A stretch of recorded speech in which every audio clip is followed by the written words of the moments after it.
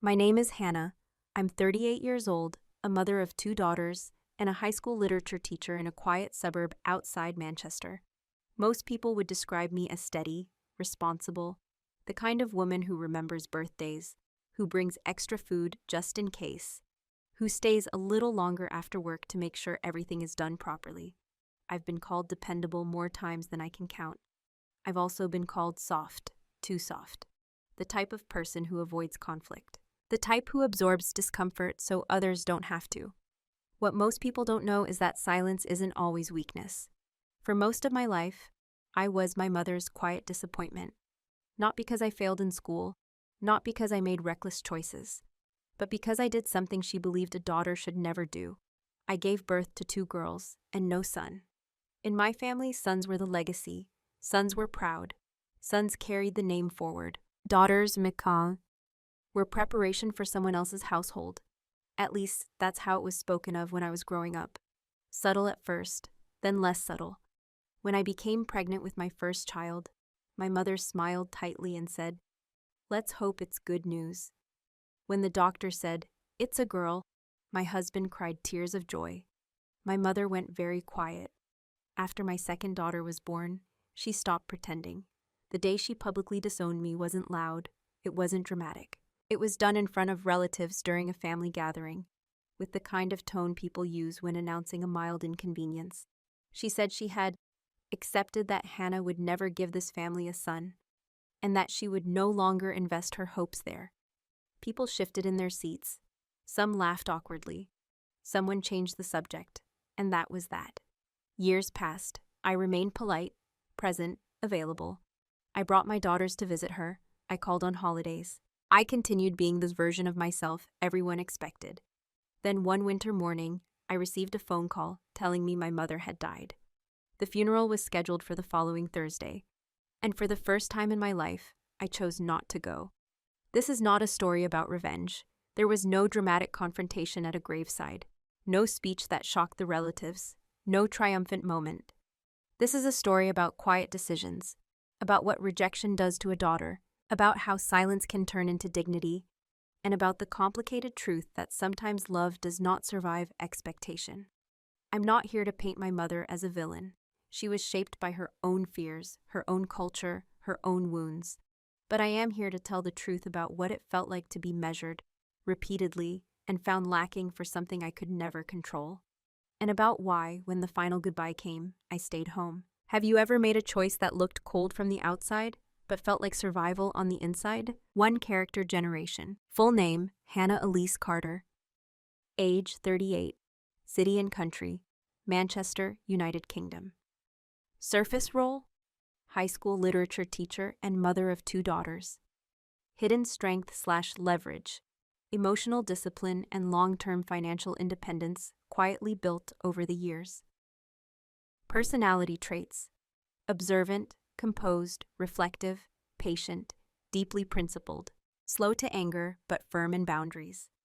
Emotional wound, lifelong conditional love tied to producing a son. Moral code, love should never require humiliation, dignity over approval signature. Object, a slim silver fountain pen she uses to grade papers and write private journal entries. Character image prompt, no explanation.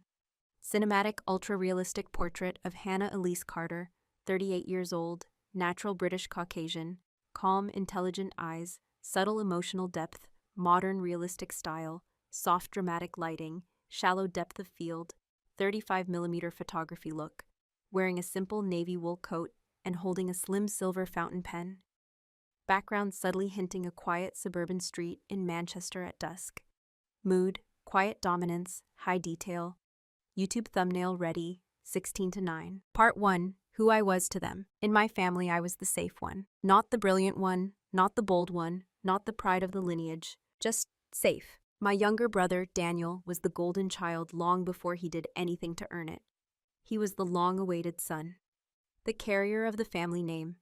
Even as a toddler, relatives would comment on his strong presence, his leadership energy. He once knocked over an entire tray of teacups at a family gathering, and my aunt laughed, saying, "Boys are like that, full of power," when I quietly earned top marks in my exams.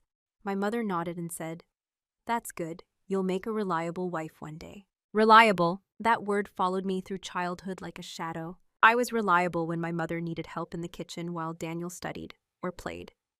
Reliable when relatives visited and someone had to prepare extra bedding. Reliable when my mother was tired and needed someone to listen to her complaints about money, about work, about how difficult life had been for her. Daniel was potential. I was supported. It wasn't cruelty in the obvious sense. There were no screams, no slammed doors, no dramatic punishments. It was quieter than that. At family dinners, my mother would introduce Daniel with enthusiasm. "This is my son and he's going to do great things." Then she would gesture toward me. "And this is Hannah. She's very helpful." Helpful. When I married Thomas, my husband, my mother's primary concern wasn't whether he treated me well. It was whether he came from good stock, whether his family had sons, whether our future children would balance properly. I remember that phrase vividly. Balance properly. When I was pregnant with my first daughter, my mother began buying small blue items, just in case. When the scan revealed a girl, she said, "Well, there's always next time." I told myself she didn't mean harm. I told myself she was shaped by an older generation.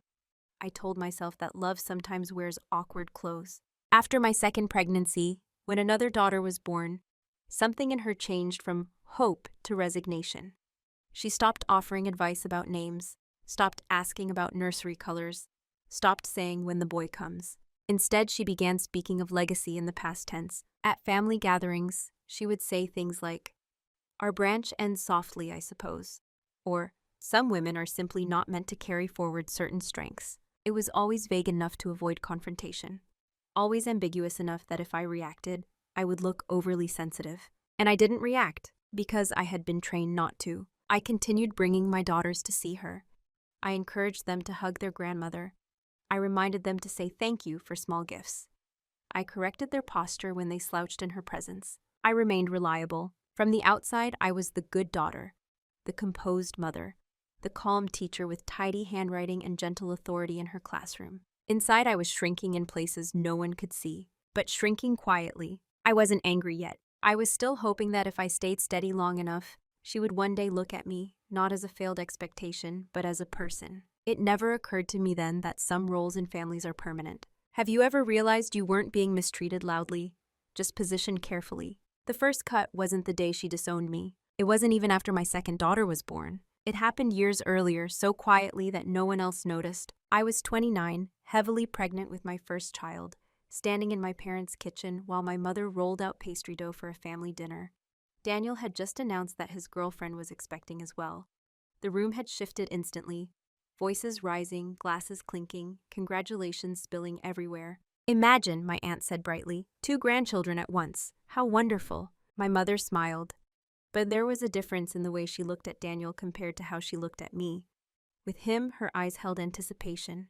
With me, calculation. Later that evening, when the guests had drifted into the living room, she leaned closer while rinsing dishes and said quietly, almost casually, "You know Daniel's line is secure." I frowned slightly. "What do you mean?" "Well," she continued, scrubbing a plate, "even if you don't manage it, at least he will manage it," as if I were attempting a task, as if producing a son were a project I might fail. I remember the way the water ran over her hands, the ordinary domestic sound of it. I remember thinking how strange it was that something could feel sharp without raising its voice. I didn't respond. Instead, I dried the dishes. I nodded. I told myself she was just being practical. That's what I did in those early years. I translated her words into something softer than what they actually were. When my daughter Emily was born, my mother visited the hospital carrying a bouquet wrapped in pale yellow paper. She kissed my forehead. She held the baby carefully. She said, "She's healthy, that's what matters." Healthy, not beautiful, not perfect, not a blessing. Healthy. 3 weeks later, Daniel's girlfriend gave birth to a boy. My mother cried. Not polite tears, not restrained ones. She wept openly, holding the newborn and saying, "Our future, our future." I stood beside her holding Emily, who was sleeping peacefully against my chest. Several relatives turned toward me and smiled in that sympathetic way people do when they don't quite know what to say. "It's lovely to have both," someone offered. I smiled back. I always smiled back. That night, at home, Thomas asked gently, "Did that bother you?" I shook my head too quickly. "No, she's just old-fashioned." He didn't argue, but he looked at me longer than usual. That was the first small cut. Not dramatic, not explosive, just a subtle ranking system made visible. After that, comments began appearing more frequently, never direct enough to challenge openly. You're still young. Modern medicine is very advanced now. Sometimes diet helps. Each sentence carried the implication that I had fallen short of something measurable. What made it more painful wasn't the words themselves. It was the way everyone else learned to ignore them. If I went quiet during those moments, someone would change the subject. If I laughed it off, the room relaxed. The message was clear. Harmony mattered more than truth. And I valued harmony. I had been raised to, so I told myself it wasn't intentional cruelty. I told myself she loved me in her own limited way. But something had shifted inside me. I began remembering everything, every phrase, every comparison, every glance of quiet disappointment, not to weaponize it, just to keep track. Because when pain is subtle, you start doubting whether it exists at all. Have you ever questioned your own hurt simply because no one else reacted to it? After the first small cut, I began developing a new skill, rationalization. It became almost automatic. When my mother introduced Daniel's son as the future of the Carter name, and then turned to my daughters with, "And these are Hannah's sweet girls," I told myself she didn't mean hierarchy. She just meant tradition. When she insisted that family heirlooms, my grandfather's watch, the old property documents, even certain photo albums, should naturally stay with Daniel's side, I told myself it was practical. When she began referring to my daughters collectively as the girls while always calling Daniel's son by his name, I told myself she was simply closer to him because he was the only boy. I became fluent in minimizing my own discomfort. It was easier than confronting it. At family gatherings, patterns solidified. Daniel would sit at the center of the conversation. His career updates, his investments, his son's football matches. Everything was narrated like progress reports to a board of directors. My updates were shorter. "How's school, Hannah?" "Busy but good." "And the girls?" "They're doing well." "Good, that's good." And then the focus would shift. Sometimes I wondered what would happen if I expanded my answers. If I described Emily's obsession with astronomy, if I talked about Sophie's award-winning short story, if I shared that I'd been asked to mentor new teachers at school. But I already knew the rhythm of the room. Excess pride in me felt like an imbalance, so I stayed measured. My mother never insulted my daughters directly. That would have been too obvious. Instead, she framed her disappointment in abstraction. "It's just different," she would say to neighbors. "Raising boys carries a certain responsibility." Or, "There's something about a son's strength. It anchors a family." I once asked her gently, "Do you think girls can't anchor a family?" She smiled in that patient way adults smile at children who misunderstand something. "It's not about can't," she said. "It's about nature." Nature, an unarguable word. Over time, I began to notice something else, how easily others accepted this framing. My aunts would nod thoughtfully. My cousins would avoid eye contact. Even Daniel seemed slightly uncomfortable, but never intervened. It was as if everyone had silently agreed that this was simply how things were. And because no one objected, I began questioning whether I had the right to feel hurt. I had a stable marriage, healthy children, a steady job. My mother wasn't abusive in the obvious sense. She didn't withhold money. She didn't shout. She just recalibrated my value. Gradually, strategically, until it felt normal. The most dangerous thing about subtle disrespect is how it trains you to participate in it. I started preempting her comments. If someone congratulated me on my daughters, I would quickly add, "Yes, and Daniel's boy is doing brilliantly too." If someone praised my parenting, I would say, "Well, Mom always says boys are more challenging." I was helping maintain the narrative that diminished me, and I didn't even realize I was doing it. At night, though, when the house was quiet, and I sat with my silver fountain pen correcting essays, a different voice would surface inside me. It would ask simple questions. Why does your worth feel conditional? Why are you working so hard to prove something that was never fairly defined? Why do you keep smiling? But morning would come, routine would resume, and I would step back into the role I understood best. Reliable, useful, invisible. Have you ever found yourself defending someone who quietly undermines you, just to keep the peace? It took me years to understand that I wasn't just being compared. I was being positioned. Families, especially ones like mine, operate on roles more than intentions.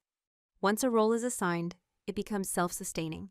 You don't have to be told what to do anymore. You just do it.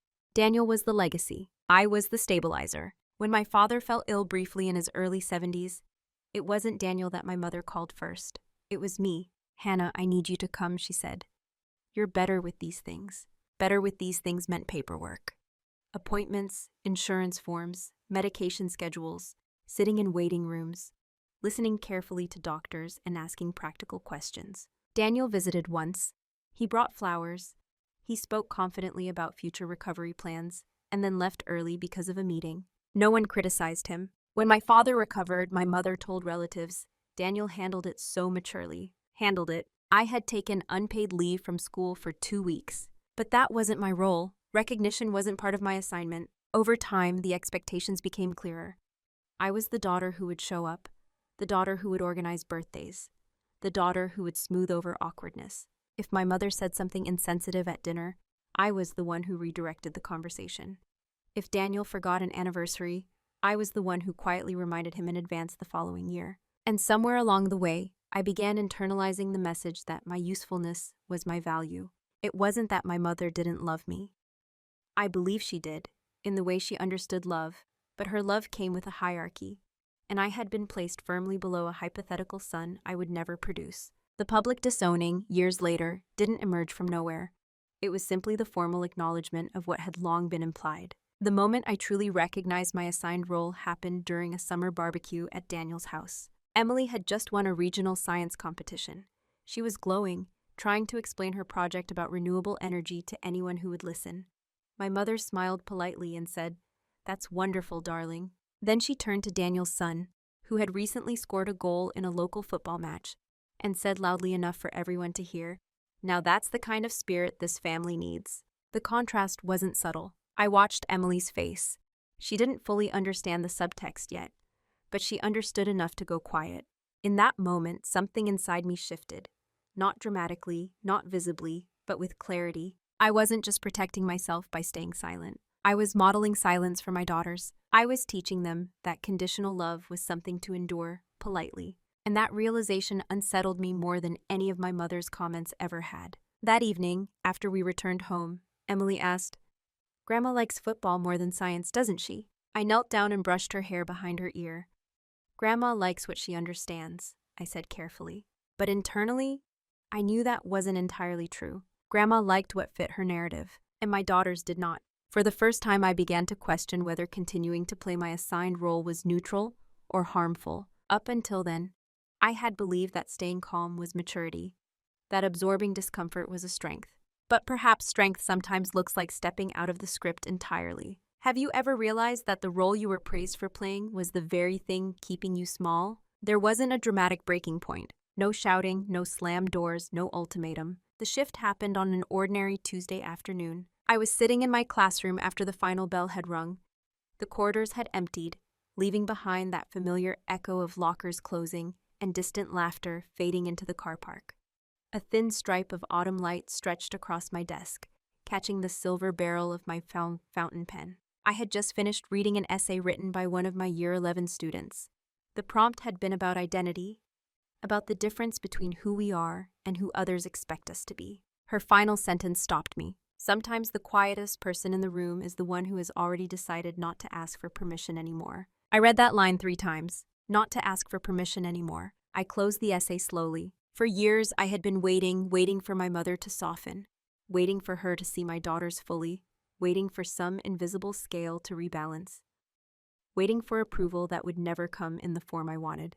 And beneath all that waiting was an unspoken assumption that I needed her validation to feel complete. That afternoon, something inside me grew still, not angry, not rebellious, just still. I began replaying the years in my mind, not with bitterness but with distance. The comments about legacy, the careful exclusions, the public disowning at that family gathering was delivered in that smooth, measured voice. I've accepted that Hannah's branch will not carry our name forward in the way we hoped. The room had gone quiet. A few relatives had looked at me apologetically. I had nodded, as if she'd announced a minor scheduling change. At the time, I told myself dignity meant enduring. But what if dignity meant something else? That evening, I picked up my daughters from their after-school activities. Emily was animated about a science fair opportunity.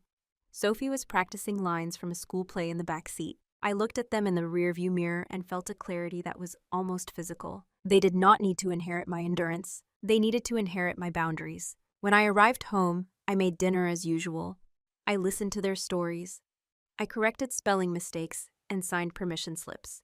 The rhythm of our life continued unchanged. But internally, I stopped negotiating with a standard that was never designed for me. I didn't decide to confront my mother. I didn't rehearse speeches. I simply stopped trying to win a competition I had never entered willingly. The shift was subtle, but it was foundational. From that day forward, when my mother made comparative remarks, I no longer rushed to soften them.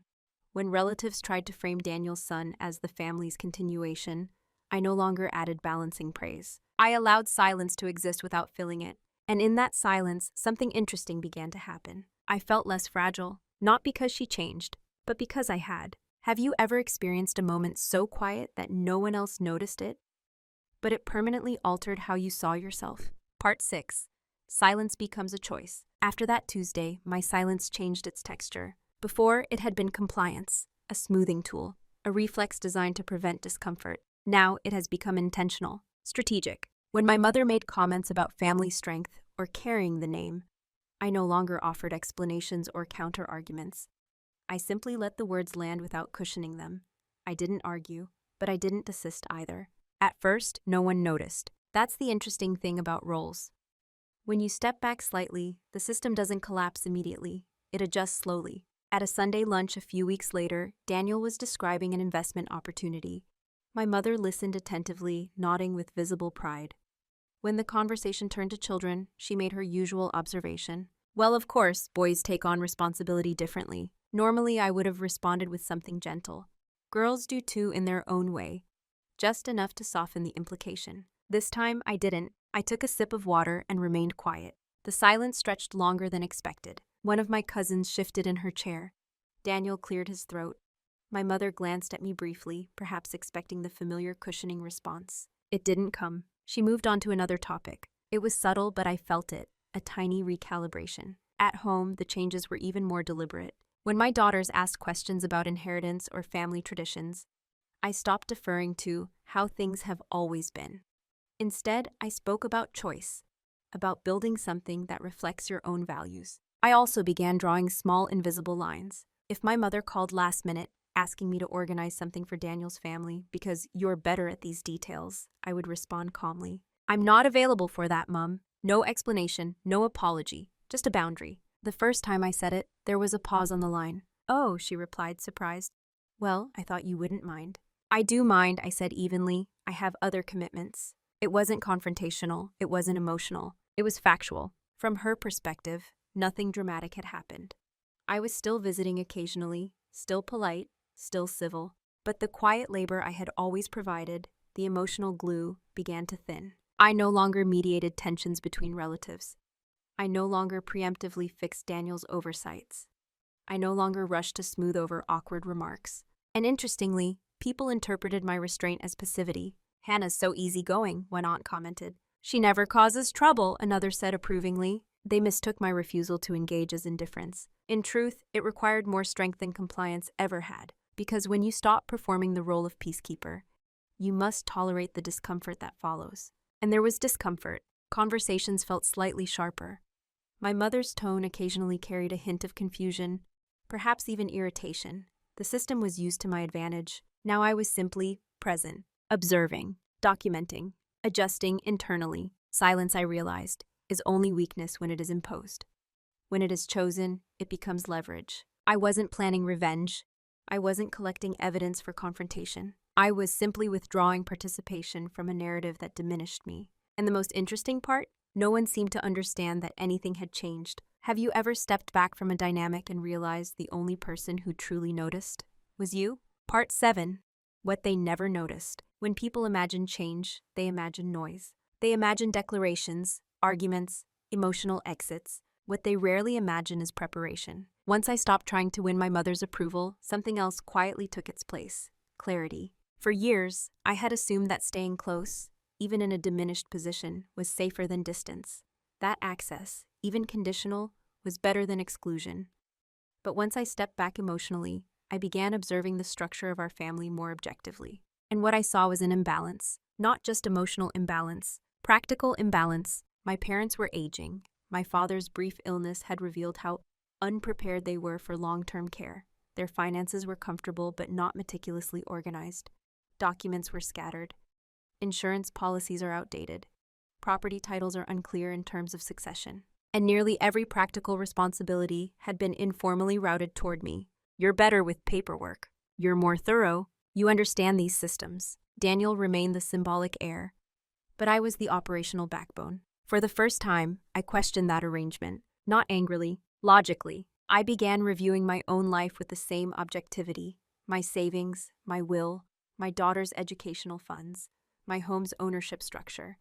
I met with a financial advisor, not to retaliate against anyone, but to ensure independence. The conversation was calm, methodical. If something were to happen to your parents, the advisor asked gently, are you expecting shared responsibility?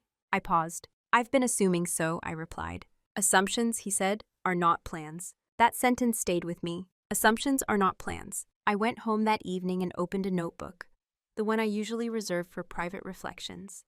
Instead of writing about feelings, I began writing lists. What I contribute, what I control, what I owe, what I do not owe. The exercise was uncomfortable, because for the first time, I allowed myself to separate love from obligation. I continued visiting my mother occasionally. I remained respectful, but internally, I stopped structuring my future around her expectations. When she hinted that family property should remain in strong hands, I no longer interpreted that as a subtle warning. I interpreted it as information. Information about how she saw the distribution. Information about what she believed deserved continuation. I also began documenting practical details, where certain documents were kept, which accounts existed, and what conversations had taken place about inheritance. Not to challenge them, simply to understand. No one noticed this shift because externally, nothing changed. I still brought dessert to dinners. I still asked about her health. I still corrected my daughters gently when they forgot to say thank you. But internally, I was repositioning, not as the overlooked daughter, not as the disowned branch, but as an independent unit. The most significant change was psychological. I stopped fearing exclusion. If she chose to leave everything to Daniel, I would survive.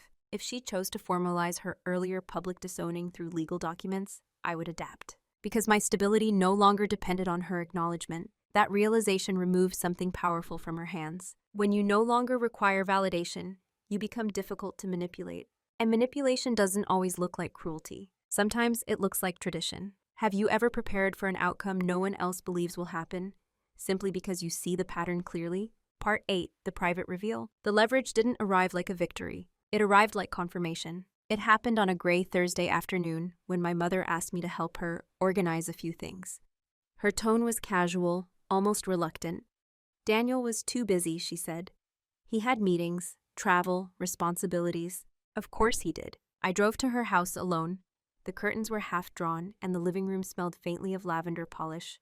Papers were spread across the dining table, property documents, insurance files, bank statements, handwritten notes in my mother's precise script. She looked smaller than I remembered. Just make sure it's all clear, she said, in case anything happens. I sat down and began sorting. Years of teaching had trained me to see structure quickly. What connected, what didn't, what was missing. Within an hour, patterns emerged. There was a will, updated, carefully drafted, and unmistakably clear. The family home, the majority of investments, and the heirlooms were allocated to Daniel. There was a smaller provision for me, not insulting, not symbolic, but proportioned in a way that reflected exactly how she had always seen us. Daniel, continuation. Hannah, consideration. I felt nothing dramatic, no surge of anger, no trembling hands, just recognition. This was the formal version of every dinner comment, every subtle comparison, every abstract reference to legacy. It wasn't emotional, it was structural. I glanced up at her. She was watching me, not anxiously, but expectantly, as if bracing for a protest. I closed the folder gently. It's organized, I said. Everything's clear. She nodded slowly. You understand, don't you? There it was. Not an apology. No explanation. Just the assumption of understanding. And in that moment, I realized something important. She needed my cooperation. Not legally. The documents were valid. But emotionally, she needed me to remain the reliable daughter who would continue showing up despite being formally deprioritized. She needed harmony more than she needed fairness. And for the first time, I understood where my leverage lived. It wasn't in money. It wasn't in the property. It was in participation. If I continued attending every gathering, organizing every event, smoothing every tension, her version of the family narrative would remain intact. If I withdrew that quiet labor, the imbalance would become visible, not explosive, visible. I didn't confront her about the distribution.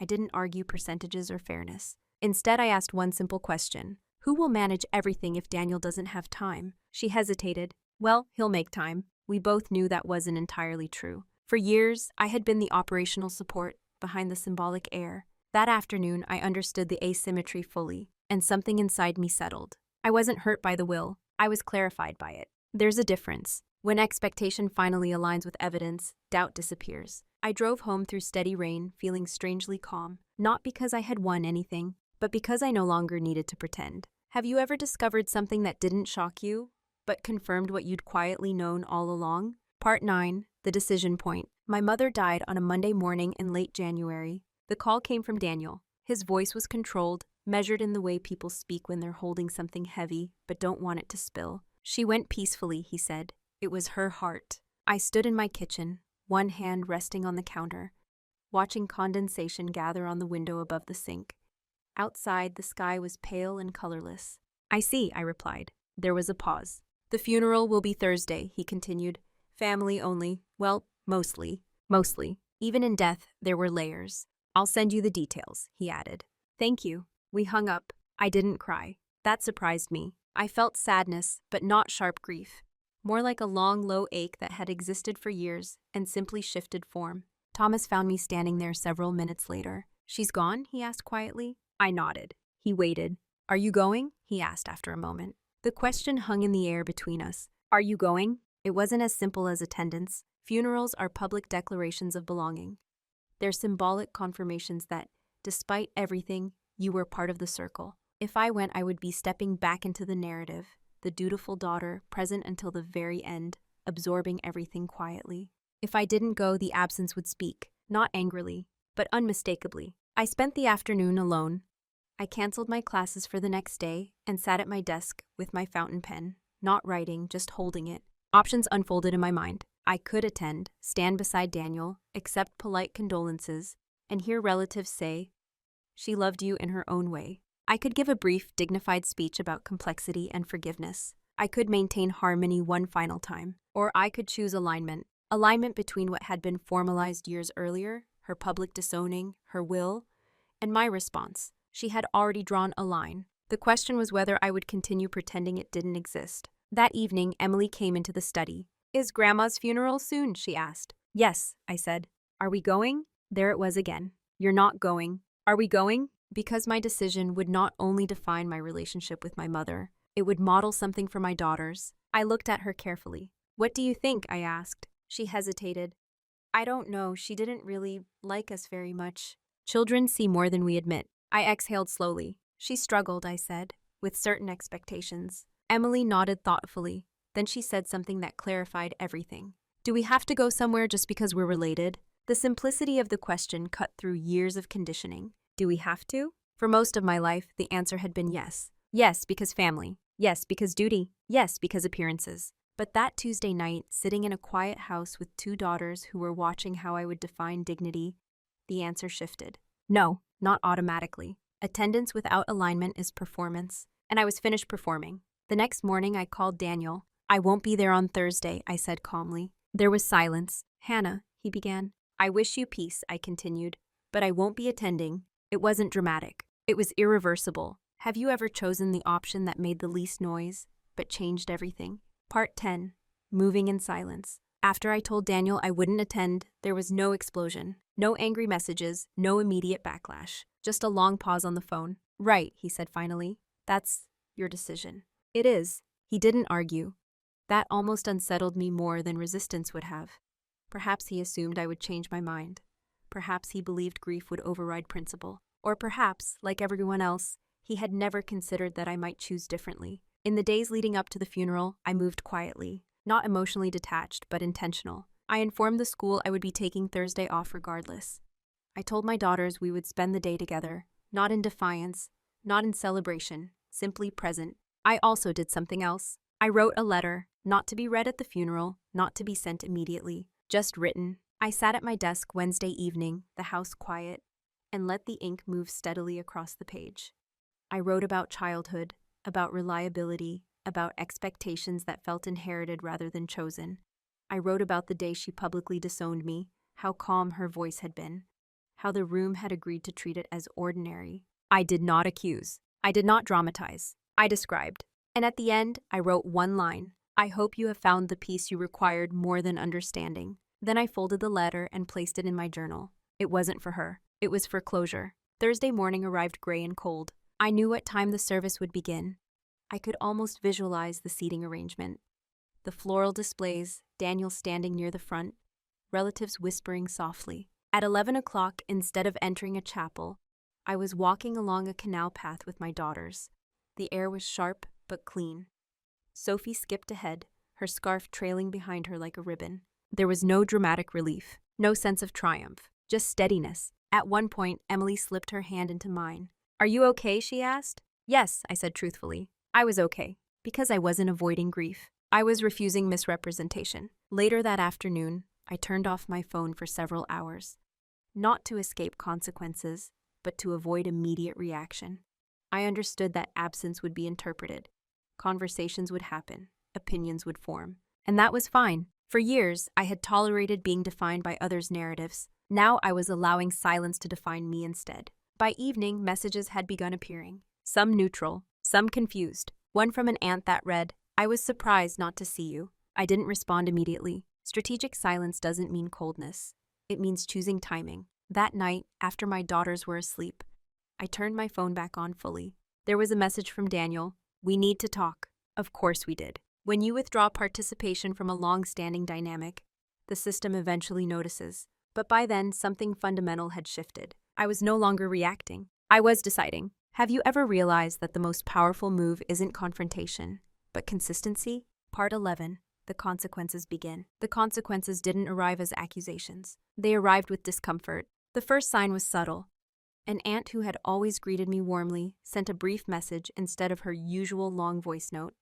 A cousin who often asked me to organize holiday gatherings suddenly directed her questions to Daniel's wife. It was as if the invisible labor I had quietly withdrawn was being searched for and not found. Daniel called 2 days after the funeral. "I didn't expect you to actually stay away," he said. His tone wasn't angry, it was unsettled. "I said I wouldn't come," I replied evenly. "Yes, but it's a funeral, Hannah." "I know." There was a silence heavy with implication. "You made things awkward," he added carefully. That word, awkward. Not painful, not tragic. Awkward. "For whom?" I asked. "For everyone," he said. People asked questions. Of course they did. My absence had disrupted the narrative of unity. It forced acknowledgement of tension that had long been smoothed over by my compliance. "I didn't want to create a scene," he continued. "I didn't create one," I said calmly. "I simply wasn't there." He exhaled sharply, but not aggressively. More like someone realizing a structure he relied on had shifted. "You could have put everything aside for one day," he said. I thought about that. For one day. How many years had I put things aside? My discomfort, my daughter's subtle exclusions, the public disowning that had been treated like polite commentary. "I chose not to perform something I didn't feel," I said quietly. He didn't respond immediately. What he was truly grappling with wasn't my absence. It was the vacuum it created. At the reception after the service, no one had organized the seating thoughtfully. No one had anticipated which relatives might clash.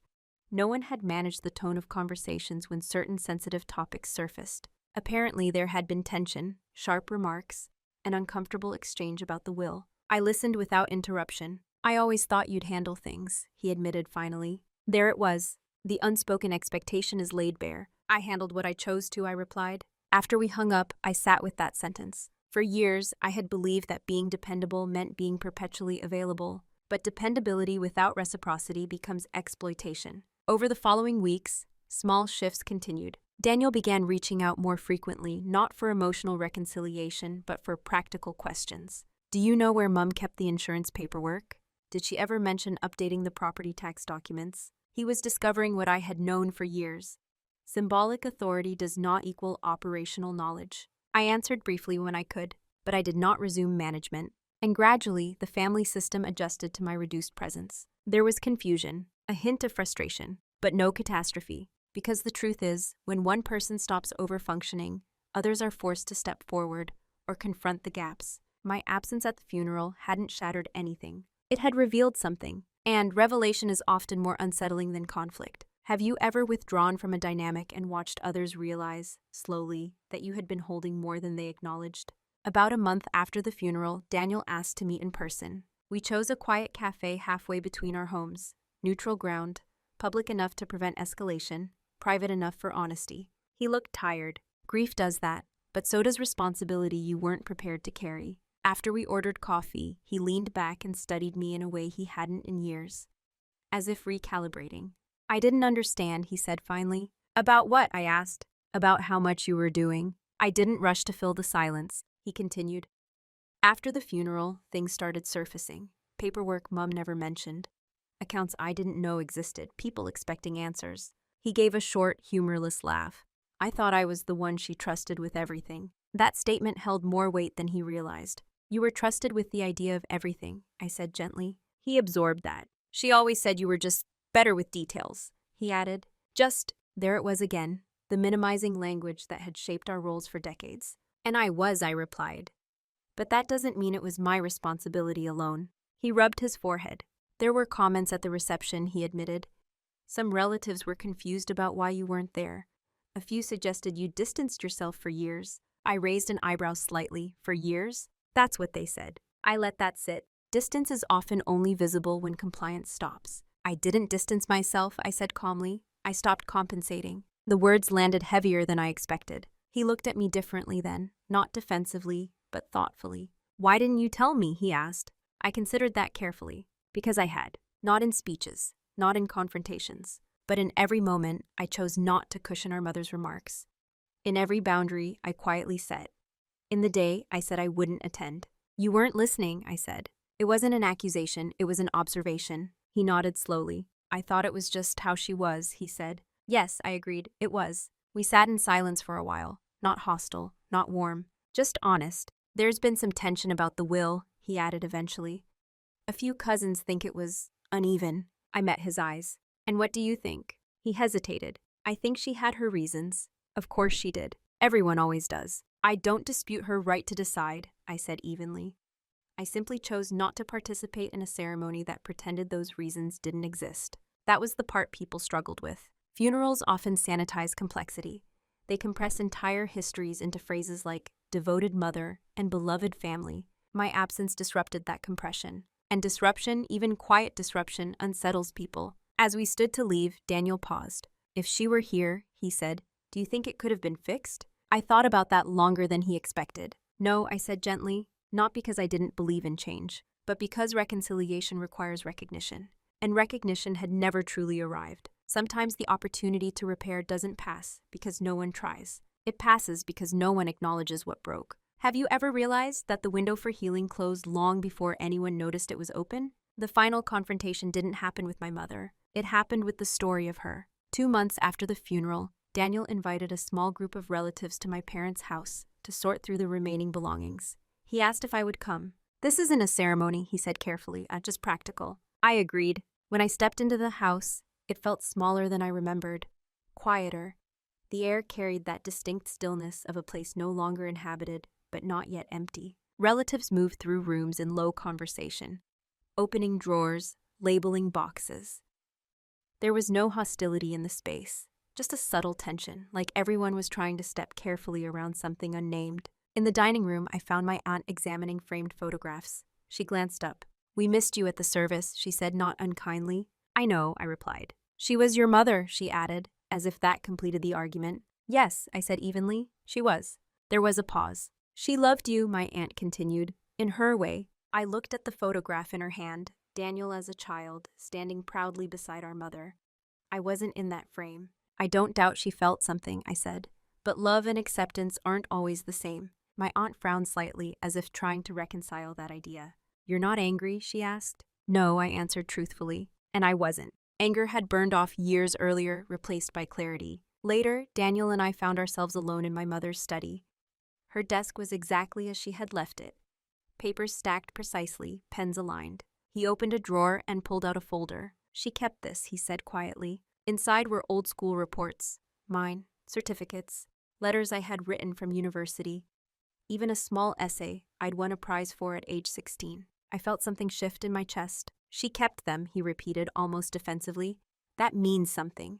It does, I said softly, because it did. My mother had not been incapable of pride. She had simply prioritized something else more loudly. Daniel watched me carefully. You could still tell people your side, he said. Explain why you didn't come. I closed the folder and placed it back into the drawer. I don't need to, I replied. Doesn't it bother you that they might misunderstand? Not anymore. That was the difference. For years, I had managed perception, adjusted tone, smoothed narratives. Now I was comfortable allowing ambiguity to exist. If someone believed I was cold, that was their interpretation. If someone sensed there was more to the story, they were free to consider it. Confrontation doesn't always require raised voices. Sometimes it is simply the refusal to correct assumptions. Before leaving, I stood briefly in the doorway of her bedroom.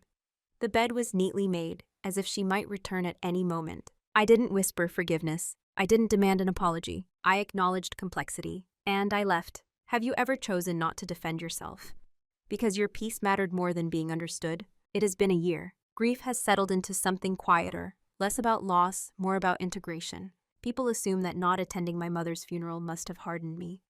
That marked some irreversible fracture in who I am. But the truth is the opposite. It clarified me. For most of my life, I believed strength meant endurance. That being the calm one, the reliable one, the accommodating one, was evidence of maturity. And in many ways, it was. Patience is not weakness. Compassion is not foolishness. But neither are they obligations. The difference between virtue and self-erasure is consent. I no longer confuse the two. My relationship with Daniel has shifted, not dramatically, but honestly. He calls more often now. Not out of expectation, but collaboration. We speak as adults untethered from childhood roles, sometimes awkwardly, sometimes carefully, but without the invisible script directing us. He once said, months after everything settled, I think she thought she was protecting something. I know, I replied. Understanding her motives no longer requires me to absorb their consequences. That has been the quietest transformation. I don't speak about my mother with bitterness. When my daughters ask about her, I tell them stories that are true but not sanitized. I tell them she valued tradition deeply, that she believed in structure, that she loved in a way shaped by her time. And I also tell them that love can be limited by fear. We speak openly now about expectations, about how cultural narratives evolve, about how identity doesn't require permission from older frameworks. Emily is applying to university soon. Sophie wants to write novels. I watch them move through the world with an assumption of belonging I never quite had at their age. And I feel no resentment about the past. The only relief is that it ends with me. I still carry my fountain pen. I still grade essays late into the evening. I still value calm over chaos. But there is something different in the way I occupy space. When relatives make casual remarks about legacy now, I don't shrink. I don't correct. I don't over-explain. I simply exist, not as a branch that ends softly, not as a disappointment, reframed politely, but as a woman who chose alignment over performance. I did not attend my mother's funeral, and I do not regret it, because that decision was not about rejection. It was about coherence. Have you ever looked back at a painful choice and realized it wasn't an act of defiance, but of self-definition? When people hear that I didn't attend my mother's funeral, they often react in one of two ways. Some grow quiet, uncomfortable, as if I've confessed something taboo. Others lean in, searching for drama, for anger, for a story of revenge. But there was no spectacle, no triumphant moment, just a decision that matched the truth I had been living for years. My mother publicly disowned me for not bearing a son. She formalized that hierarchy in her will. She shaped a narrative about legacy that never included my daughters in the way it included my brother's child. And for a long time, I responded with endurance, silence as compliance, presence as proof. But eventually, silence became something else. It became aligned. Choosing not to attend her funeral wasn't about punishing her. She was already gone.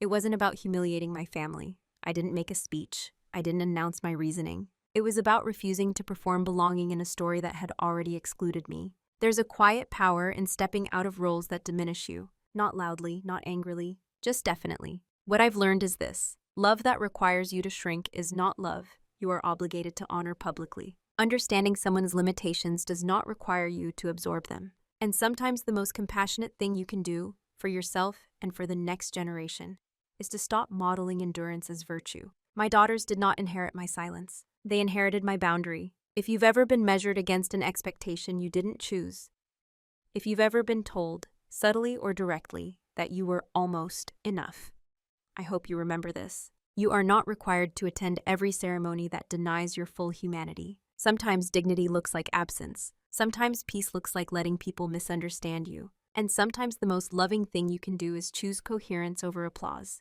So I'm curious, If you were in my place, would you have gone? And if you chose not to, what would that decision mean to you?